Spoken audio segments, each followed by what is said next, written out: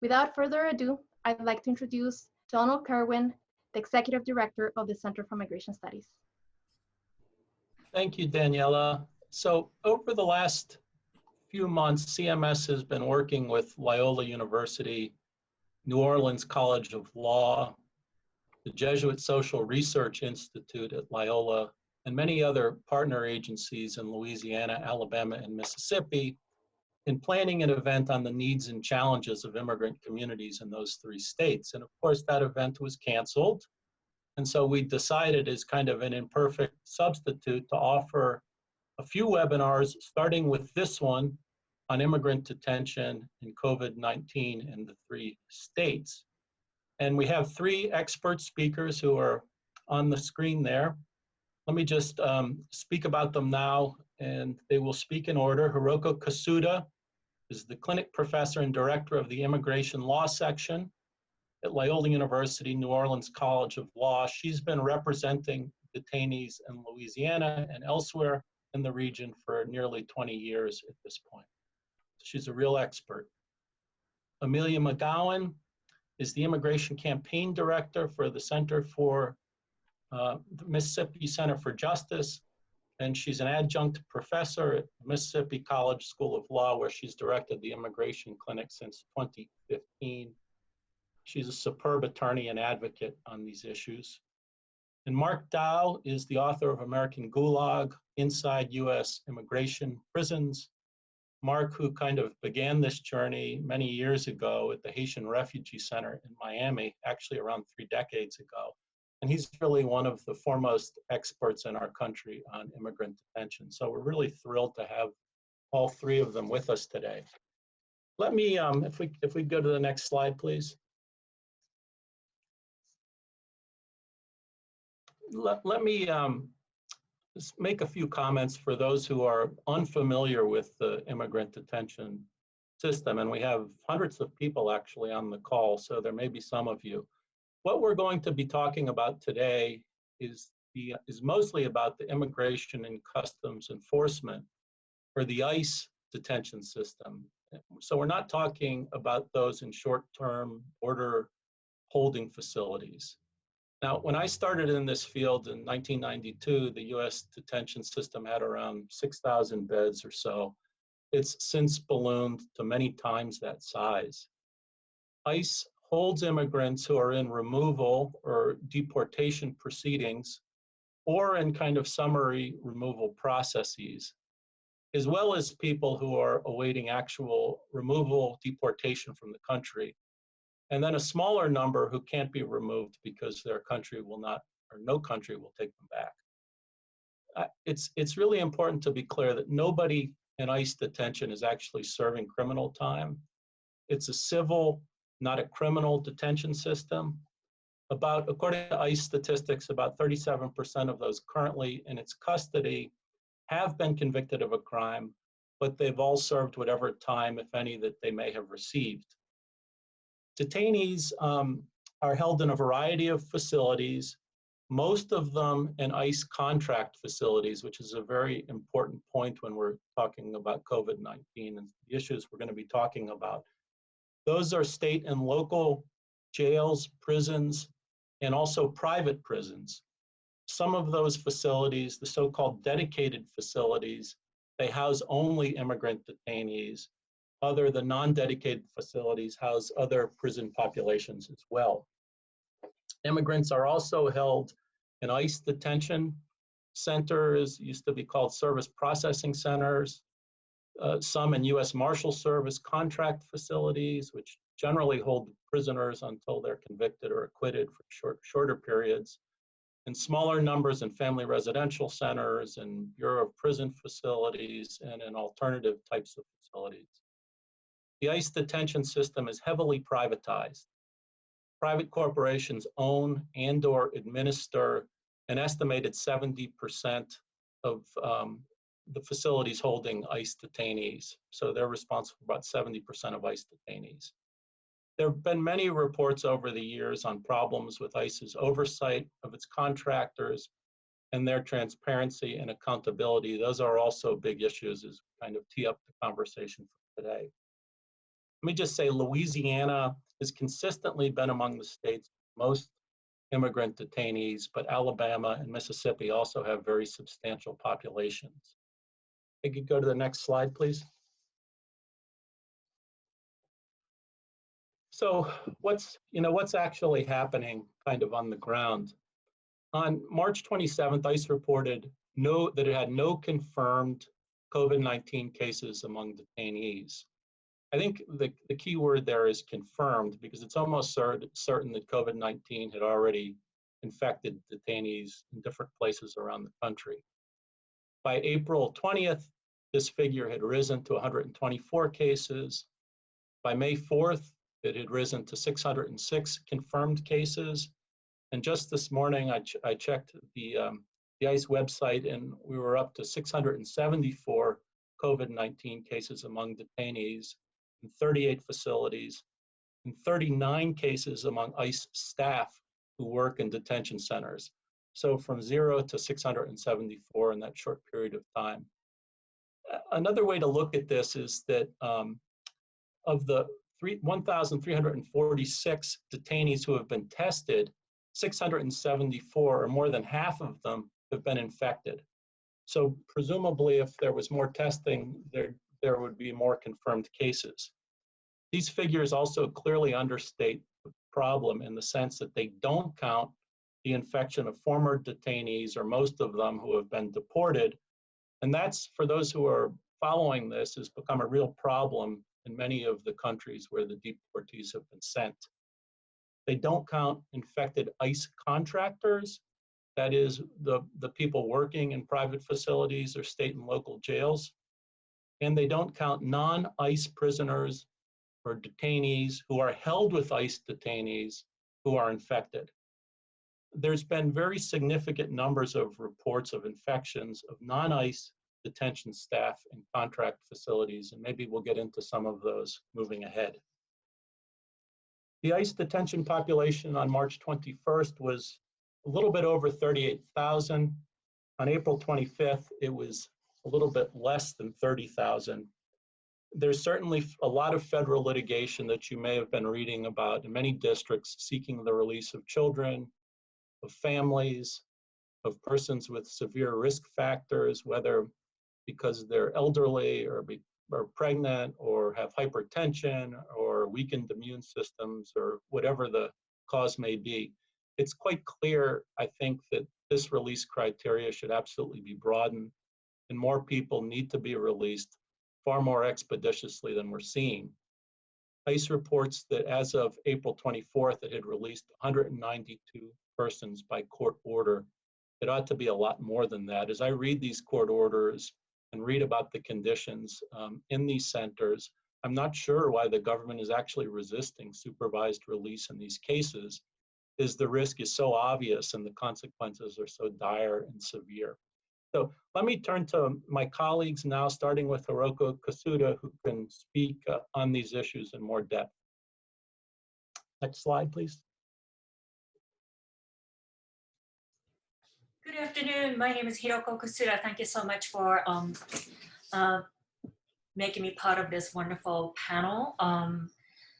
I just wanted to talk about what is a history of immigration detention system in the South, as well as what's happening right now.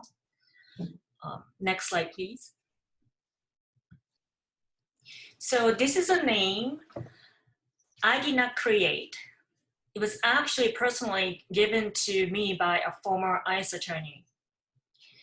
She aptly described a black hole that immigrant detainees have little or no chance of getting out, let alone winning a case. This is actually happening as we speak. To introduce myself personally, I began my journey into immigration detention system in 2002 when I started working with Catholic Legal Immigration Network. It was a post-9/11 time. And the same year, the Congress disbanded INS, which eventually led to the creation of the Department of Homeland Security. So when I started working with the clinic as a detention attorney, the number of detainees in Louisiana has increased from 6,000, as Don mentioned, in 1996 to about 1,200. I was the only nonprofit immigration attorney in the entire state, and potential client pool of 1,200 people. These immigrant detainees were held in BOP Detention Center in Oakdale, right across the street from the Oakdale Immigration Court in Federal Correctional Institute. And others were held in many parish jails across the state. There were no Gina, there were no Pine Prairie, no Basile, no Core Civic, nor Geo present then. Has it been better since then? No. I think the Congress decided to change the law, thinking that immigrants were harming the United States safety and economy. And they passed two large laws in 1996 that actually led to the vast expansion of immigration system. Next slides, please. So there are two humongous congressional acts called Illegal Immigration Reform and Immigrant Responsibility of Act, and IIRIRA, and Anti-Terrorism and Effective Death Penalty Act of 1996. The two acts were passed in the same year, which actually increased immigration detention population, created a category of convictions that are called aggravated felonies, which include misdemeanors to bar immigrants from ever returning to the U.S. They are referred to as a death sentence for immigrants. These two acts also created a category of convictions that are subject immigrants to mandatory detention, which means they are never going to leave detention center. They also created types of proceedings in which only an interrogating immigration officer acts as a jury and a judge. Also, these acts restricted immigration court and federal courts to review the bond eligibility or removability of non-citizens. They also eliminated viable relief, formal relief called 212C for long-term permanent residence, and replaced it with far more restrictive relief. And lastly, but not least, the Congress explicitly made these laws to be applied retroactively. And also in response to 9/11, as I mentioned before, Congress abolished INS and created a gigantic DHS in 2003. DHS has 22 component agencies and employs 240,000 people.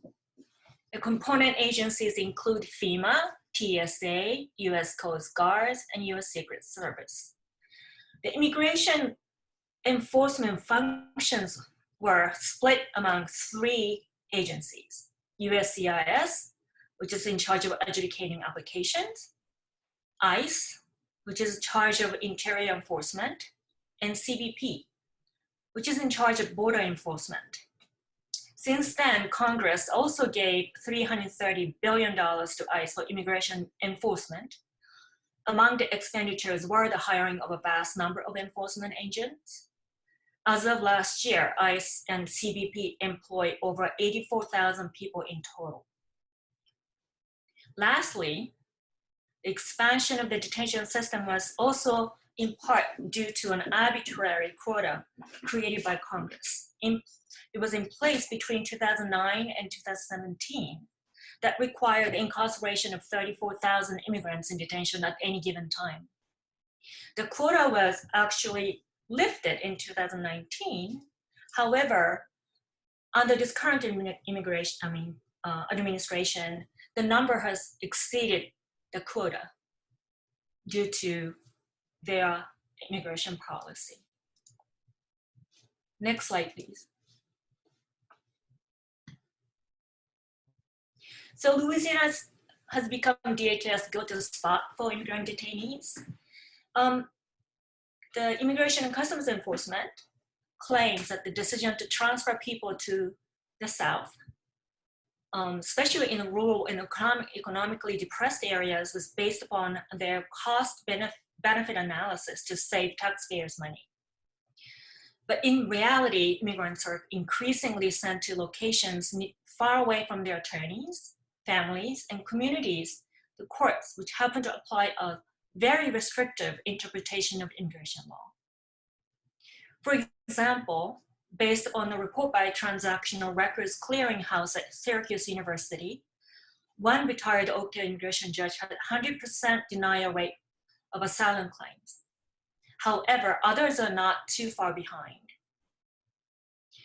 To manage the growing detainee population based on the administration's policies, ICE has increasingly turned to contracted facilities, such as for-profit prison corporations such as GEO, Core Civic, formerly known as Correctional Corporation of America, and LaSalle Correctional, and county and parish jails. The private contractors operate outside the purview of public oversight and accountability.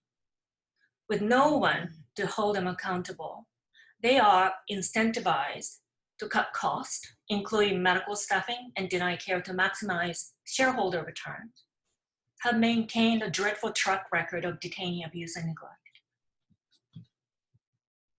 Next slide, please. So the immigration detention system embodies a glaring unconstitutional lack of rights that is unheard of in a criminal justice system.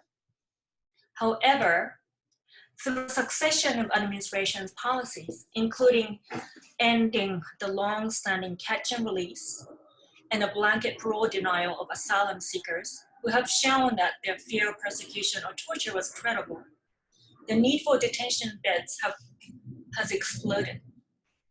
Then came a historic and proud moment in Louisiana history of incarceration, criminal justice reform. The bill passed by the legislature and signed into law by the governor has emptied prison beds. Ironically, I stepped in to fill them up with immigrants. Since January of 2019, the February of 2019, ICE has started contracting with private prison companies and parish jails, doubling the agency's capacity in Louisiana. In the coming weeks or months, Louisiana may surpass California to become the state with the second most ICE detainees, behind Texas. ICE also contracted with prisons in Mississippi and also Alabama. One of them is now closed, Tallahatchie County Correctional Facility, operated by Core Civic and known for its horrendous conditions, where hundreds of asylum seekers were sent from the southern border. Next slide, please. Despite explosive growth in immigration detention in recent years, there are no regulations or enforceable standards regarding detention conditions, including medical treatment, mental health care, religious services, detainee transfers, and access to telephones, free legal services, and library materials. In fact, vast majority of detainees never receive legal representation, which makes it more difficult not only to succeed in adversarial immigration proceedings, but also to complain about substandard treatment. I think Amelia can testify to the fact that the ICE regularly transfer to different places without notice of counsel or family, which frustrates all of us. And I do believe it will be considered to be due process violations in a criminal setting. But that's not something that we can stop ICE from doing to this day.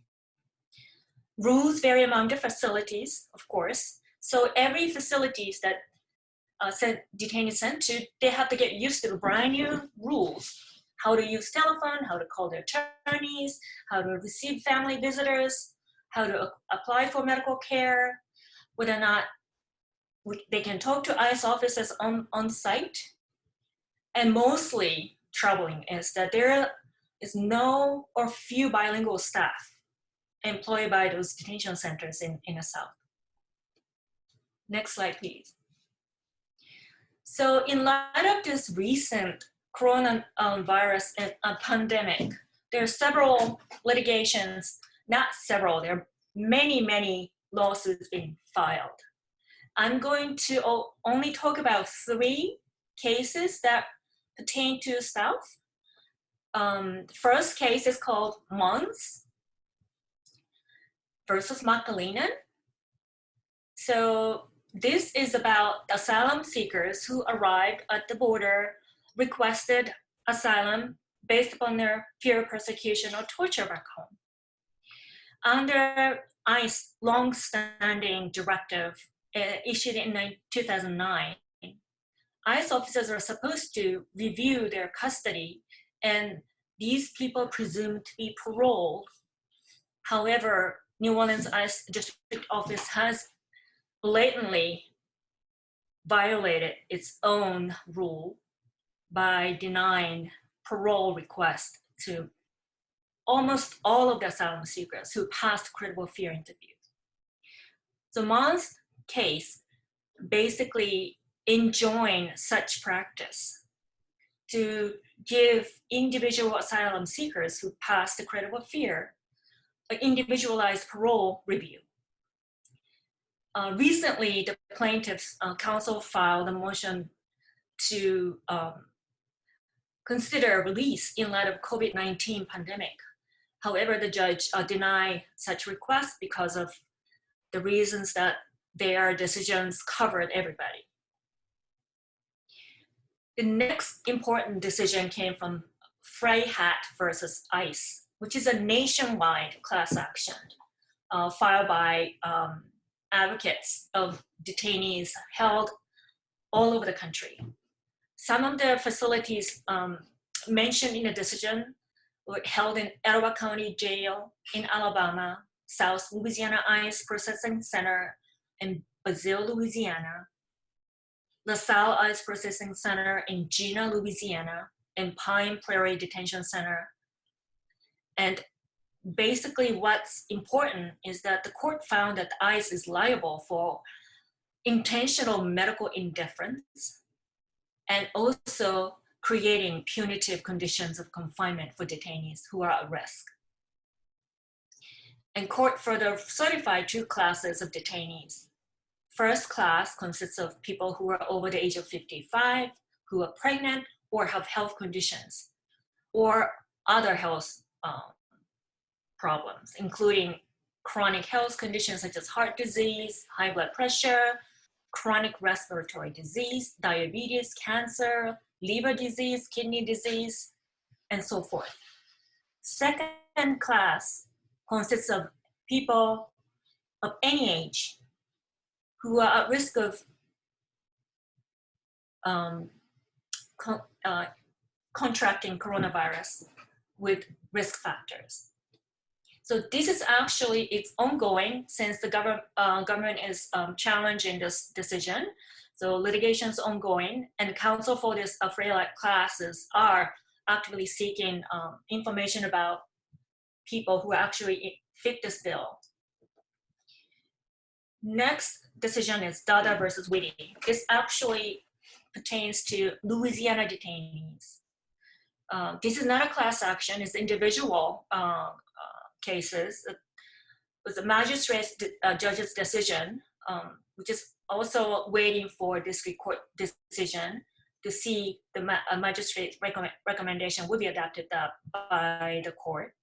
This case was filed by 17 medically vulnerable people currently held in 5 different immigration centers in Louisiana. So magistrate judge found that out of 17, 13 people should be released. So actually, these are the cases that I think it's important to note that pertain to the South.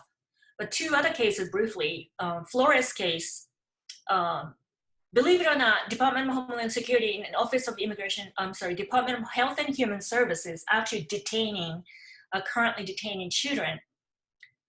Also, they're also detaining families in various Department of Homeland Security detention centers. These two decisions, Flores and OMG cases, are ongoing, but it's important to note that these decisions covered children and family members who are detained. And they are absolutely important to note that the courts are the last resort for forcing ICE to act on these kind of problems. And hopefully Freyhat and Mons and Dada case will help Southern detainees to be released before they contract this COVID-19 illness. Thank you so much.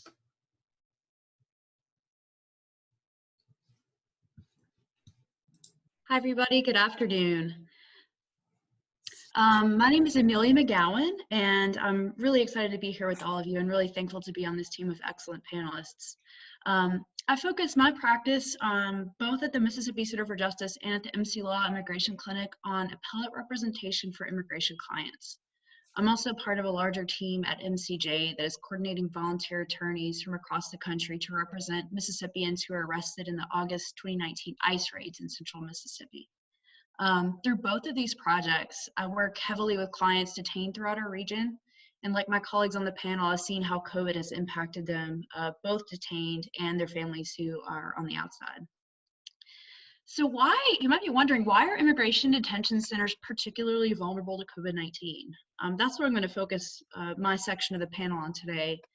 I'm going to talk about a convergence of factors that have led to what two medical experts for DHS have called a tinderbox scenario. You may have heard that term in the news for the virus's deadly spread. Next slide, please. So first, the first factor I want to talk about is, as Hiroko already mentioned and wonderfully described, is the exploding immigration enforcement and detention that we've seen in recent years. I want to talk about some of the policies that have resulted in the surge of immigration enforcement, and that has led to the overcrowding of detention facilities. First, there's been a surge of large-scale workplace raids and investigations. According to the Department of Homeland Security, ICE investigators opened about 4 times as many workplace investigations in 2019 than in the last year of the Obama administration. And this has real consequences. This results in some very large workplace raids. As we saw here in Mississippi, we just saw the largest statewide ICE raid in national history. On that one day, the government sent about 380 of the 680 Mississippians that were arrested that day to immigration detention sites throughout the Southeast, primarily in Mississippi and Louisiana.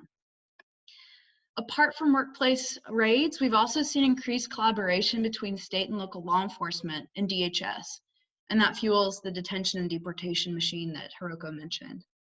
Some of this collaboration is in what's called, you might have heard of, detainer agreements or ICE holds. These are one of the key tools that ways that ICE apprehends people who have come into state and local law enforcement custody.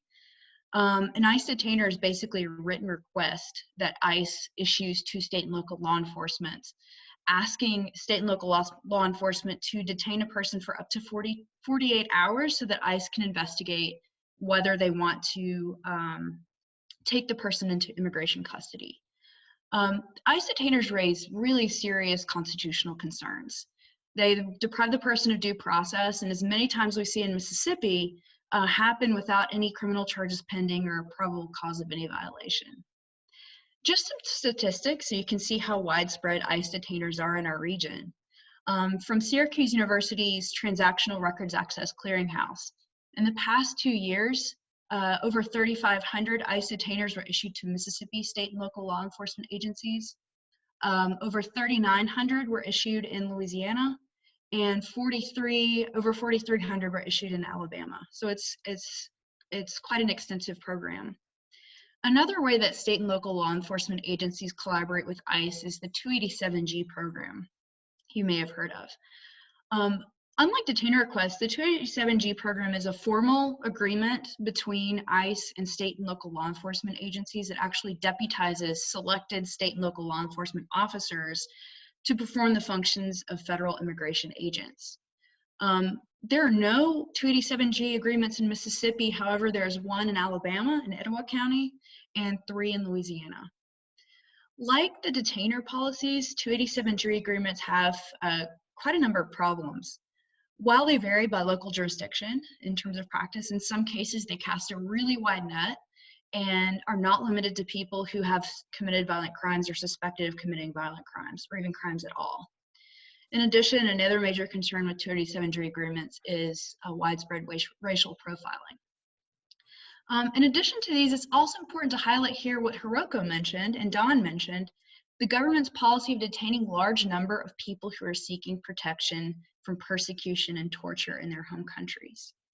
As of April 25th, the government was detaining 5,261 people seeking asylum and protection under the Convention Against Torture. And that includes people who are detained here in Mississippi at Adams County Correctional Facility. Many people in this category have no criminal history. And so you take all these programs and that really fuel the immigration detention machine. And next slide, please. You add them to the already dangerous conditions that exist in immigration detention. So Hiroko touched on a number of these, but the surge of immigration enforcement and arrests have led to overcrowding in facilities. They're quickly filled to capacity, as Hiroko mentioned. Some of these facilities even have quotas they're supposed to meet.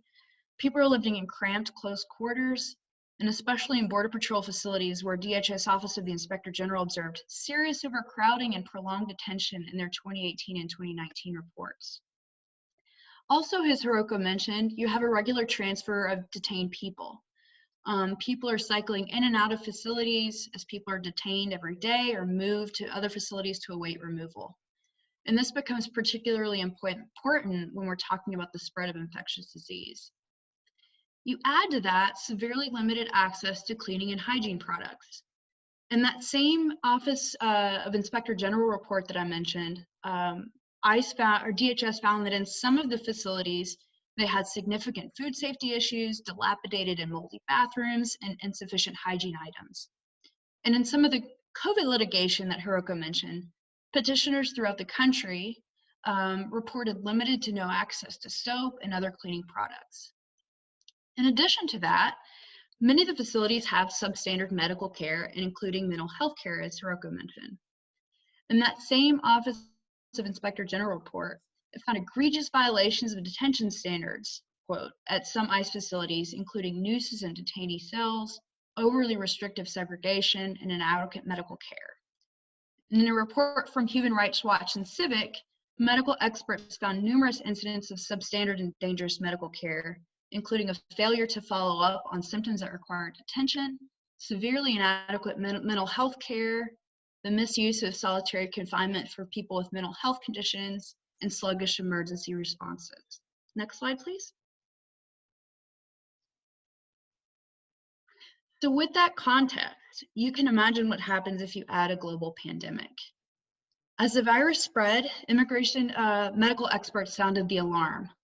In March, 2 medical subject matter experts for DHS, Drs. Scott Allen and Dr. Jody Rich, wrote a letter to Congress outlining the dire consequences of this tinderbox scenario that would occur if COVID-19 met these already dangerous conditions in immigration detention facilities. These conditions, they concluded, presented, quote, an imminent risk to the health and safety of immigrant detainees as well as to the public at large.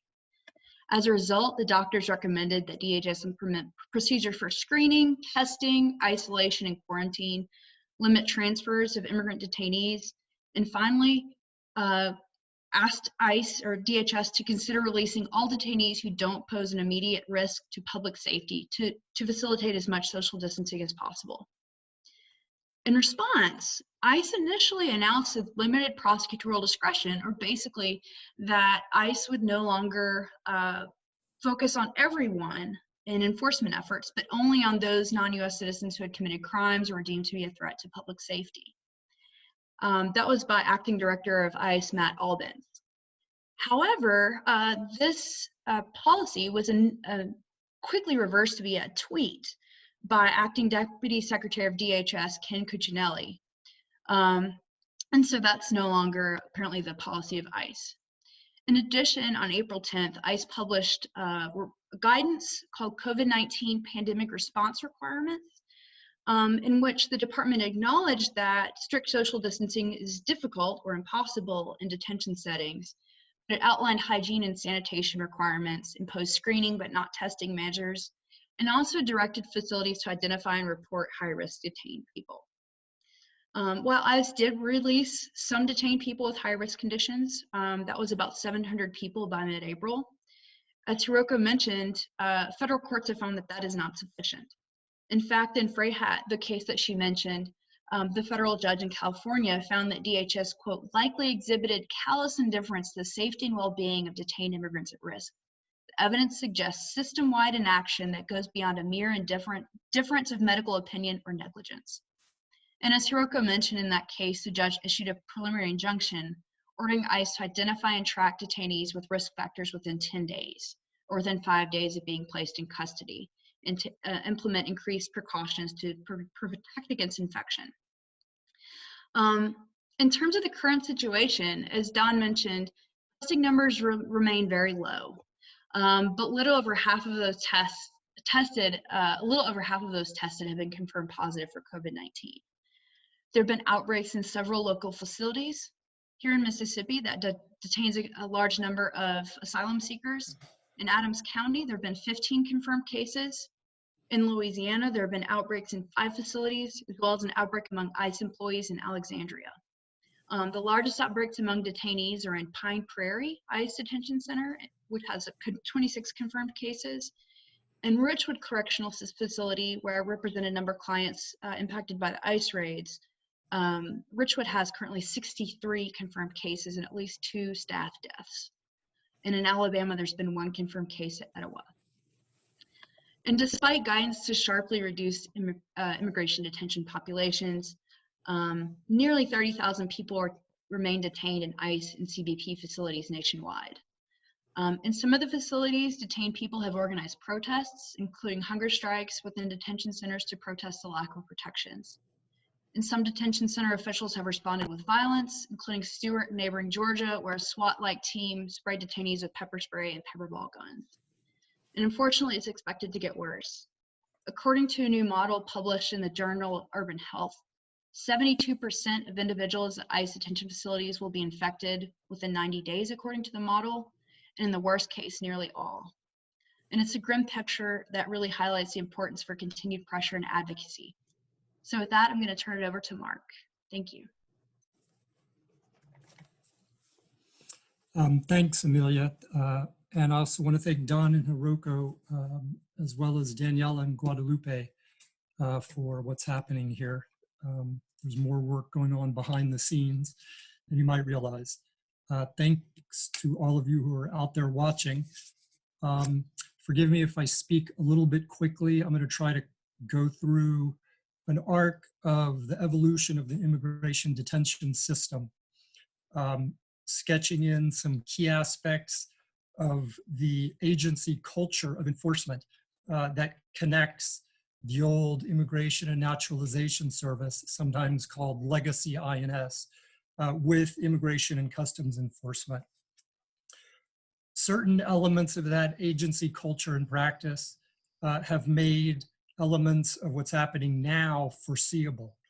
And I'm talking specifically about the inadequate and negligent medical care or lack of medical care and the ways in which that problem is premised on the dehumanization, which is part and parcel of the detention system, as well as the mismanagement of the system and the profit motive underlying it. On top of that, we have disinformation, which has a long history within ICE itself. And finally, the retaliation, which Amelia alluded to briefly, often violent retaliation against detainees who try to speak out about what's happening. Next slide, please. This is the Krome Detention Center in 1981. This was run by the Immigration and Naturalization Service. The thing I would like to point out to you is that the people who are detained are wearing civilian clothes. What would happen, this was an ad hoc approach to humanitarian crisis. What would happen fairly quickly, some old Krome planning documents show, is that the INS would start contracting with the Bureau of Prisons to make these people wear prison uniforms. So at the literal and conceptual level, a transformation was in place from something that could have been dealt with as a humanitarian crisis, a humanitarian situation, but was instead plugged into a law enforcement model with law enforcement tactics, which became increasingly militarized. And so what could have been refugee camps, difficult enough situation, became prisons. Next slide, please. Next slide, please, thanks. Two important books from this period, if you're interested. Robert Kahn's book, Other People's Blood, covers that same period of the 80s, focusing on the Salvadoran and Guatemalan asylum seekers in South Texas. And one of the important things that he shows in that book, which has important continuity going right through to today, is the way in which the federal government, at that time the Justice Department, today the Justice Department with Homeland Security, very intentionally uses detention and detention conditions as weapons against the people who are being detained, as a way to repress them and to discourage them from exercising the rights which they do have.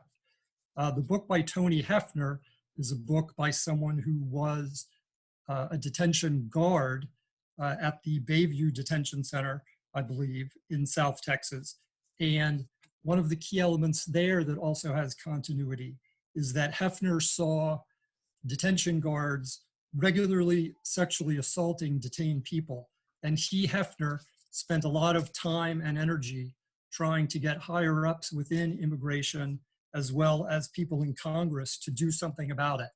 But the anti-immigration politics of the day were already too strong to offer much protection or to allow politicians to go out on the limb of protecting detainees. And keep in mind that this was a period in which today's ICE officials would say that the shackles or handcuffs were on the enforcement community. Next slide, please. Don mentioned that I worked at the Haitian Refugee Center in Miami, which I did. Before that, I taught briefly at the Krome Detention Center during the era depicted in this photograph. As you see at this point, 1990, the detainees are wearing prison uniforms. A guard who was working at Krome and who I later interviewed in some depth when I was writing American Gulag, told me about the time that he spent working at the Krome Detention Center. And he said, quote, "You're brainwashed over there," unquote. And you're taught to believe that these are all, quote, "scumbag inmates," unquote. I should also mention, as another thread in the continuity between those days and today, that a doctor who was in charge of the public health service clinic at Krome at that time, and who forcibly sedated a detainee in a case that I wrote about in some detail, still works with ICE and has filed affidavits in some of the cases that Hiroko was referring to, attesting to the good treatment and health protocols that work in ICE detention centers. Next slide, please. So just a quick reminder about a couple of numbers that a few of the panelists have already referred to. At that period when I first got involved in this, around 1990, there were about 5,000 detainees nationwide. Fast forward to a couple of years ago under the Trump administration, and we went over 50,000 for the first time. That's come down a little now, as some folks have noted. I also want to point specifically to 1996. Sometimes those laws that Hiroko was describing with the complicated acronyms are referred to as the 96 laws. We just recently passed the 25th anniversary of the Oklahoma City bombing, but an important legacy of that bombing was the 1996 anti-immigrant laws, even though the 95 bombing, of course, was done by an American citizen. But those laws are what made possible the drastic expansion of the people who are being detained now. Skip ahead to 2003, and ICE was formed as part of Homeland Security. Next slide, please. Now, a couple of folks have mentioned the disinformation at work here, and Amelia specifically mentioned the 287G. I just put up Sheriff McFadden here as one example of many law enforcement professionals around the country who have publicly criticized ICE for its, as the sheriff here calls it, cynical fear-mongering in terms of the way that they portray people who are released from detention. Again, this is crucial today because even within some of the court orders ordering releases, ICE has wide discretion to apply a variety of criteria, including its own determination or claim, I should say, of detainee dangerousness. And we know that the question of dangerousness is something that ICE has abused regularly, and again, that there's minimal oversight. But next slide, please. Very briefly on this subject of deception, this is a memo. You can read it in full at the Immigrant Defense Project website. It's from 2006, but to the best of my knowledge is still in effect. And it provides guidance to agents on, quote, enforcement actions requiring the use of a health or safety-based ruse, unquote, calling these a valuable and effective tool. This is especially important now because, of course, arrests are continuing by ICE. Next slide, please. Prison privatization, profit, and lack of accountability. The other speakers have also touched on this. Here in a recent class action in the Fryhut suit that was discussed, the judge had actually said that the economic imperative of maintaining capacity is one of the obstacles to protecting these detainees right now. I've been remembering a conversation I had with a detention agent, or official, I should say, in Alabama back around 2000, who mentioned that the Immigration Service and the private companies use each other as buffer against accountability. He also mentioned in something very relevant today that he had to fight, the immigration official had to fight with headquarters to get them to approve TB testing in a Georgia facility. They weren't even doing that, willing to do it to protect their own agents, much less the detainees. Fast forwarding, in Natchez, Mississippi, guards have reported, or did in March, that CoreCivic was failing to do proper testing or follow medical protocol. Those guards themselves were worried about retaliation, and CoreCivic told reporters to talk to ICE.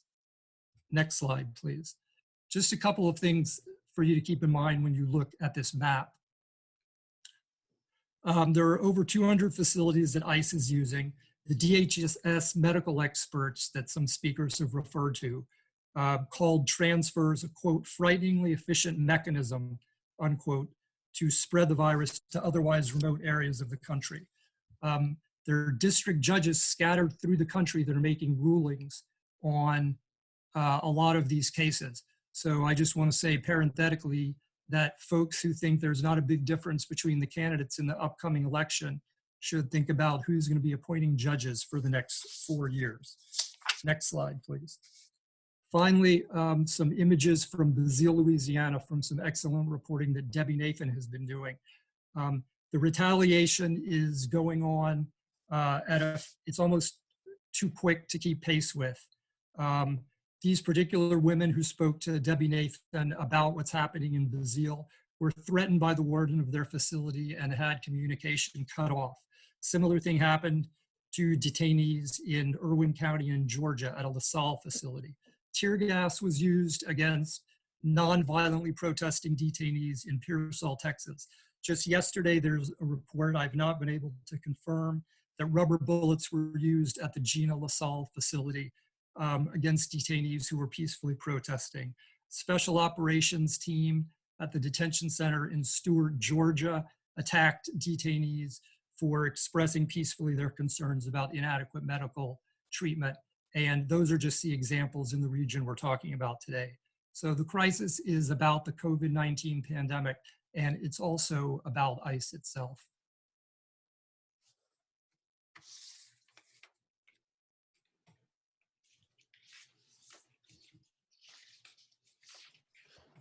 Well, thank you, Mark and Amelia and Hiroko. Those are very powerful, disturbing presentations. We do have some time to go through some of the questions, and we can read them and maybe pick a few. Maybe I'll start with a couple of easy ones, I think. And for those, actually, this is quite relevant because somebody asked, a couple of people asked, can they have the presentation, the PowerPoint presentation? I think unless any of the panelists say no, we'd be happy to share it with individuals that want it. Also, there's a lot of good information in these links. They've been compiled by the various panelists, and a lot of what was presented you can find in these documents as well.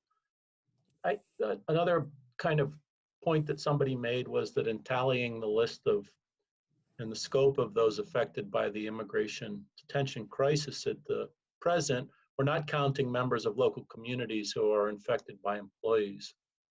And I think that's a good point. I mean, this is one of those places where it's kind of a vector where COVID-19 is taking hold, it's racing through facilities, and it's going to have lots of implications for people beyond the walls of those facilities, as it has even in other countries, much less local communities that are hosting detention centers.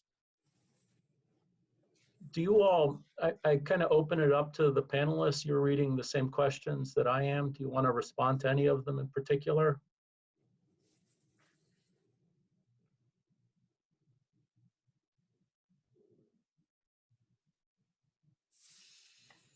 I mean, I think I can say something about the health policies.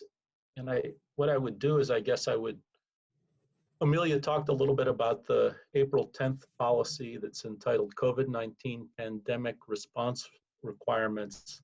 And I actually read that policy is almost a concession by ICE that they can't preserve the health of people during this crisis, if you read that very carefully.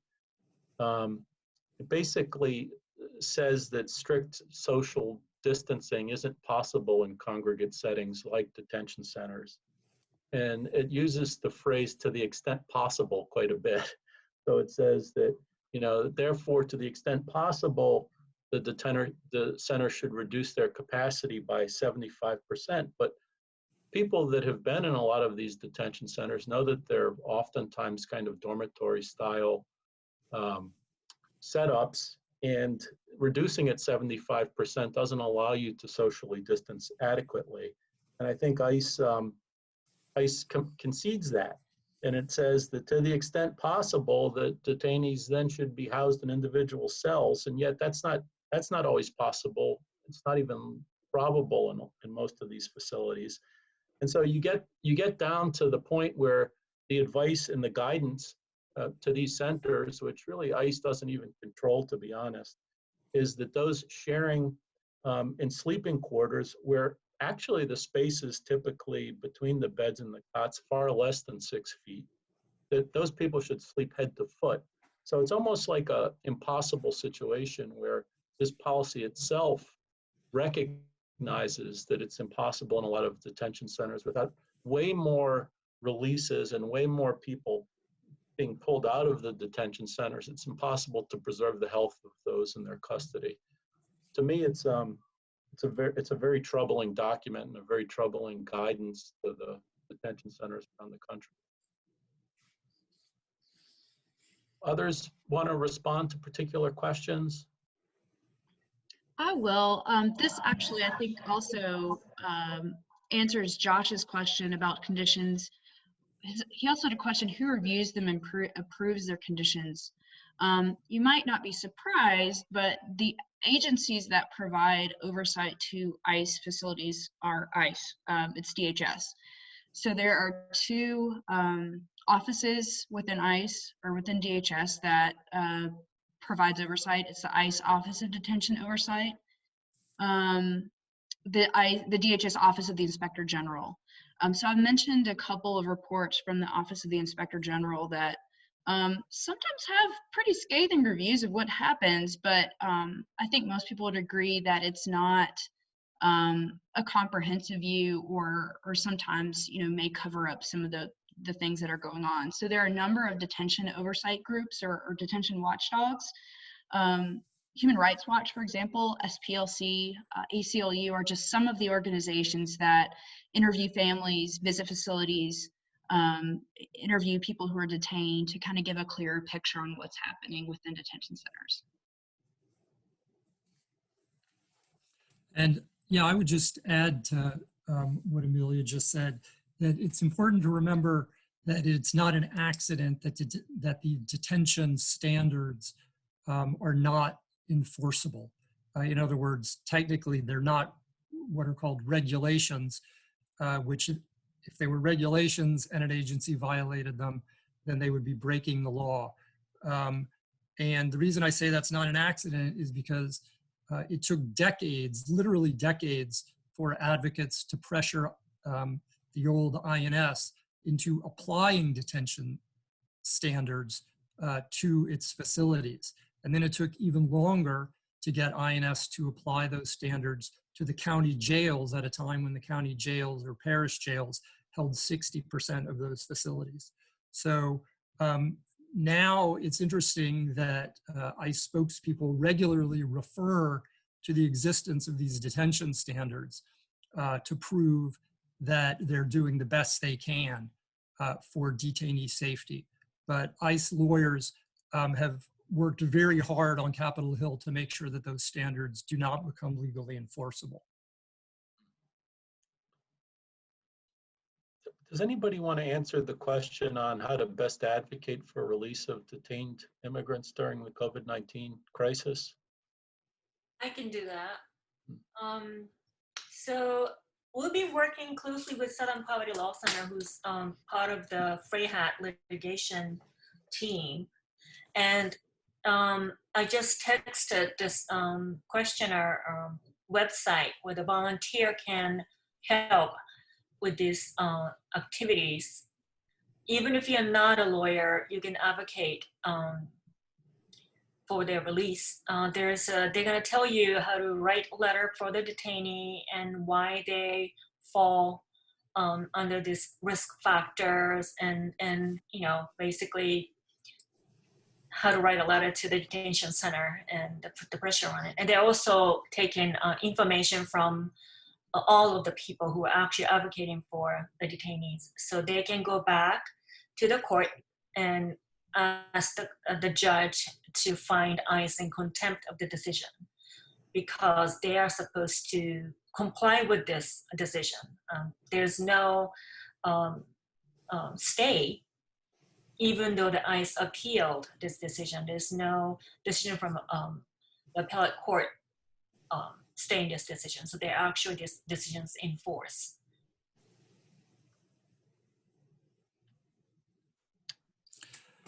Dan, there's a question I'd like to address briefly that someone asked about whether it's worth it to communicate with governors in particular, whether they have any authority over what's happening. The detention facilities, there are different kinds of facilities, but all of the detainees, the ICE detainees, are by definition in federal custody. But in the current environment, there is pressure coming from officials at a lot of different levels on ICE because of the effect on their communities.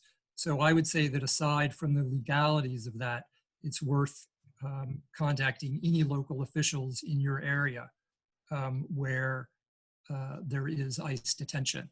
And as you can see from those maps, it's very likely that there is ICE detention in your area. I can also talk about the situation regarding the Berks County Family Detention Center in Pennsylvania. In the case titled OMG versus Wolf, that is a case about 3 family residential centers, 1 in Pennsylvania, 2 in Texas. In this case, the judge actually did not order immediate release of family members. However, the ICE's ordered to report back to the court by May 15th and to report back to how they are ensuring those detainees at these facilities with confirmed COVID-19 cases are protected, and also what's being done to expedite release of the adult detainees as well as the children. In that effect, Flores case that was actually about detention of children were extended by OMG court to the adults also. And we'll find out by May 20th on which they're gonna have a status conference to decide whether or not ICE response was satisfactory or not. And we'll find out more then. And I can respond to Father Mena's question.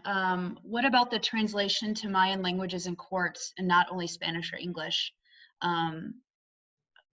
One thing that we saw, that's a great question. One thing that we saw, especially Father Mena especially knows, in the ICE raids in central Mississippi, a number of individuals who were picked up, a number of individuals who were detained, do not speak Spanish as first or second language, or maybe sometimes at all. Many of the people who are arrested are indigenous Guatemalans. One of the tremendous issues that we saw, or tremendous barriers to legal services that we saw, is the lack of interpreters for indigenous languages. The facilities, I don't know of any facility in the area that has interpreters for indigenous languages. The courts will order interpreters for indigenous languages, but there are so few in the country that we've had a couple of cases that were reset twice just because the court wasn't able to find an interpreter. And so that means longer in detention. The judge had already denied bond, and so the person was just stuck in detention away from her family as she awaited an interpreter. And so that's a tremendous problem. So while there are interpreters for indigenous languages, they're only for court. And so that they're not provided for correspondence with the attorney, they're not provided in the detention setting. So imagine if a person who does not speak Spanish or English starts exhibiting symptoms of COVID, they can't, in some cases, communicate with detention center staff and seek the medical care that they need. So that's a tremendous issue. There's 3 people that are interested in the question of the kind of relationship between DHS. They're asking about CBP, but it's actually ICE, Immigration and Customs Enforcement, and the private facility, and how those private facilities are administered. I mean, I could take a crack at that, but Mark, would you, or anybody else, would you like to do that? I mean, I think that they're not administered and overseen in the way that they're supposed to be administered and overseen, and there's often what you're talking about are former ICE and DHS officials that are actually running these facilities for private prisons. I mean, if there was great oversight, it seems to me that ICE would be reporting on the rates that guards in these facilities actually had COVID-19, because that very much affects the well-being of the people that ICE is responsible for ultimately, who are in those detention centers, but it's not doing that. But would others like to kind of jump in on that? Oversight of private facilities? Well, in an indirect answer, let me just mention that it has the similar oversight problems as the non-private facilities. So there's been various litigation over the years against particular facilities, but that's also become a legally complicated area in terms of liability. And as I mentioned briefly, it's something that the federal government and the private prison companies have really used to their advantage. A related question that Eric asks has to do with detention center guards. And so some people might be interested in looking up. There is a new lawsuit related to this pandemic by Core Civic guards against Core Civic itself at Otay Mesa in California.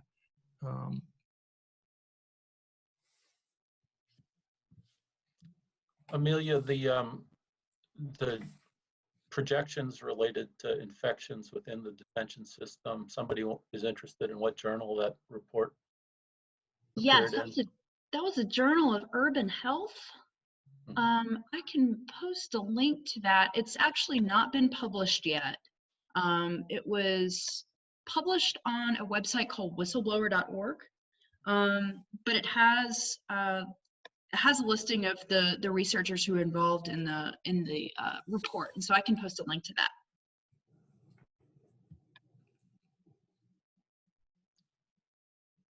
Particular organizations, of course, that deserve support because they're doing important work on detention in Louisiana, Mississippi, and Alabama. I know that there's an awful lot of them, but do you all want to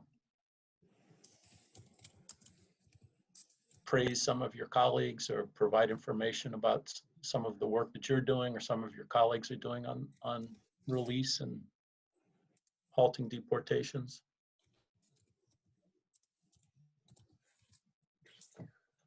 Sorry, Don, can you repeat the question again? I lost the question. Yeah, what are the kind of release advocacy efforts happening on the ground in Louisiana and in Mississippi and in Alabama? And are there specific organizations that deserve support? Right. So the one organization who's representing the class is Southern Poverty Law Center, Southeast Immigrant Freedom Initiative. If you Google Southern Poverty Law Center SIFI, SIFI, you can go to the website. And this organization is actually helping all the detainees under the Frey Hat litigation being released. And they're also monitoring ICE compliance. And they're supposed to report back to the court about what they're doing. And I am actually handling several cases in trying to parole a couple of detainees based upon this decision. So if you are interested in helping them out, that would be appreciative. There's also other nonprofits called ISLA. They are actually based basically covering Pine Prairie, I think, detention center. There are many women are held. And they actually do go there and represent people. And they're a very small organization. ISLA is ISLA. They're based in New Orleans, but the attorneys are going actively litigating cases before Oakdale Immigration Court, and they should need some support. And in Mississippi, we have a few nonprofits that focus on immigration. The Mississippi Immigrants' Rights Alliance, or MIRA, they're in Jackson.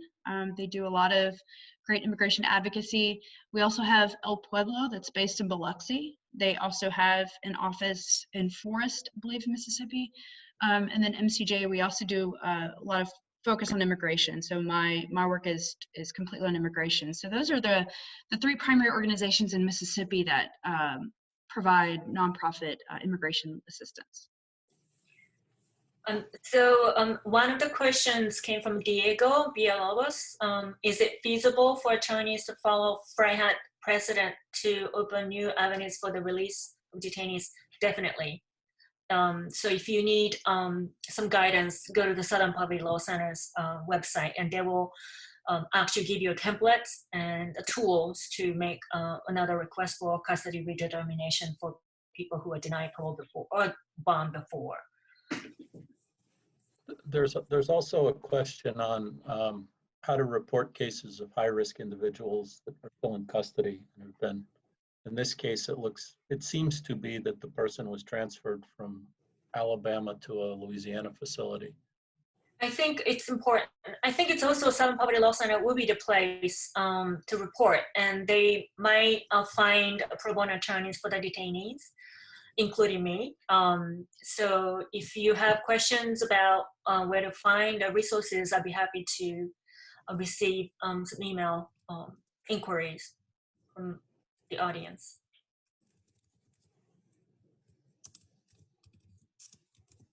Okay, additional, I mean, we could go on and on, but I said 75 minutes. So are there additional questions that you'd like to answer? And we will go through these afterwards and try to get back to people as well.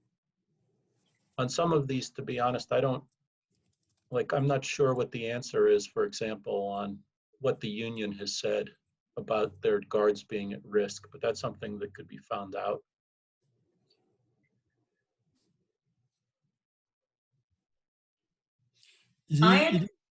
Go ahead, Mal. Oh, just briefly, it is noteworthy that the former acting ICE director, Sandeweg, who has written during this crisis about emergency releases and saying that even the toughest ICE guards would admit that very few of the detainees are dangerous. He himself said that he was expecting to hear very shortly that he thought that very soon we would be hearing from ICE guards themselves. I know that there were 2 guard deaths in Richwood, if I'm not mistaken. It was in Louisiana, which some people believe were attributed to COVID as a result of being at the detention center. And I'm surprised we haven't heard more outcry about that, because apparently guards there were told not to wear masks because it might frighten the detainees. I can answer a question posed by John Howard. What is current status of ongoing Flores case, especially regarding the changing of the names of detention center to child welfare center? So as I was looking through the Flores, the latest is March 27th, the Judge G ordered detention facilities in the states that have 3,000 or more confirmed cases of COVID-19 to open themselves up for inspection to confirm implementation of the CDC guidelines, and to provide legal and immigration advocacy groups with detailed data sought on children being held. So in this case, unfortunately, TRO was not granted. The judge did not agree to release children immediately, but it's gonna be an ongoing reporting back and forth between the government and advocacy group who asked the release of children within 7 days in a TRO. There's a question about the bans on private prisons in California and how it's impacted the spread there compared to Louisiana and other states. I don't have empirical data, but I do know, I think that I don't think it's coincidence really, totally. The explosion of detention population happened in our neck of the woods.